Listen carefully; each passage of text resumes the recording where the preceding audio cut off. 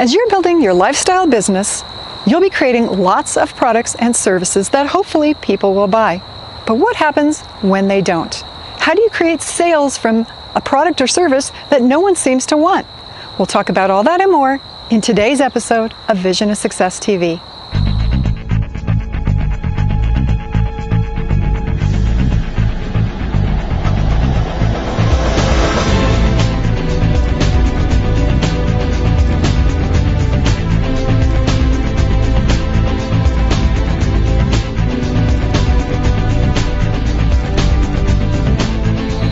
Have you ever struggled with the concept of creating a product or service that nobody seems to want? Usually when this happens, you go to great lengths to create what you think is the optimal product or service that everybody in your niche market is going to want. You spend all of your time thinking about the product, spending literally hours, weeks, even months sometimes creating the product. And then after that, you have to create the marketing for it. You have to create landing pages and sales pages and videos and all kinds of things that you present your product or your service to your potential buyer. And the more you send it out there, the more that you put it out there for hopefully people to come and attract people to you to make that purchase, nobody's buying. What's going on? How do you do that? Especially when you're in the process of building for the future and yet nothing seems to be happening. A lot of it comes from the way that you present the product itself. It's the way that you go about creating the product or service.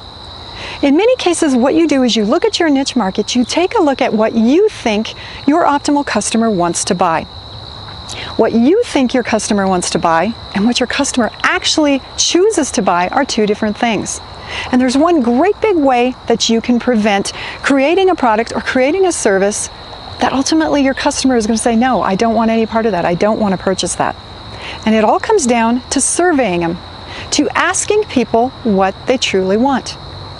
Now, the bigger your audience, the bigger chance you have of actually asking people what it is that they want.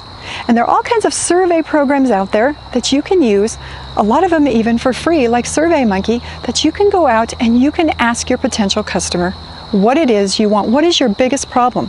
What types of things around your niche, around the area that you're interested in producing a product for? What is it about what you're thinking, what your big idea is? What is it that you really want to purchase? What is it that you really need help with? Or what types of problems do you want solved? Now, when you're using surveys, the best thing is only to use anywhere from 3 to 5 different questions. And you can leave them open-ended, meaning not necessarily a yes or no answer. You can also have a variety of answers, or you can leave them open-ended in which you actually ask for an opinion. You actually ask for comments from them. Typically what I do when I go out and I survey my audience is I will again have anywhere from 3 to 5 questions. And with the first one, I tend to ask something very specific. I like to ask something where they have maybe 5, 6, 7 different choices that they can choose from, and then have them select from answers so that I get a general idea of what they're thinking. And then I also like to have at least one open-ended question where they can fill out it from their mindset, what they're thinking about, what they think their biggest problem is, and what they are actually looking for when they're searching online, when they came across your site and are actually looking for information that you could develop. Now, I've done this for years, and in a lot of cases, I can actually use the survey results to create the ideal product. And in some cases, I've had very specific potential customers, when they're listing their information on these surveys, they provide me with the exact title that I'm going to use. Because you see, they are out there in the mindset of what they Google, of what they go out and they search for, and what they are looking for. So they are your best potential to go out and figure out what they want, what they have to offer.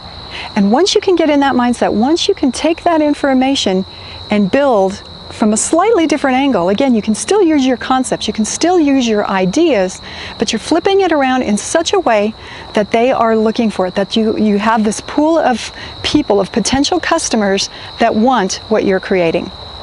Just a slight change in the way that you produce your product or your service, but it can make all the difference in the world.